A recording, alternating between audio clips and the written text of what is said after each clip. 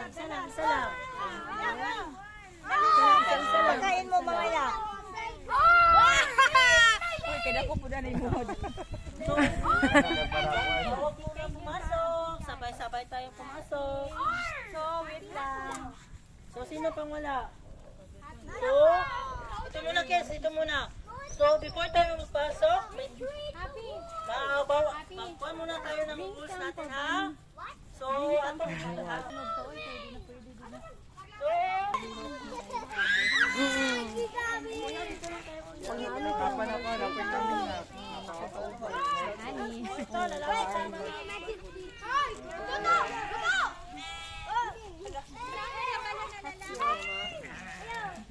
Wala, di ka yan.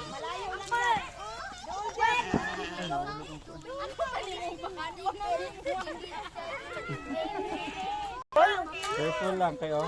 Kuya, kuya. So, ito pala si Carlos. So, siya yung pinito. Pinakamatandang anak.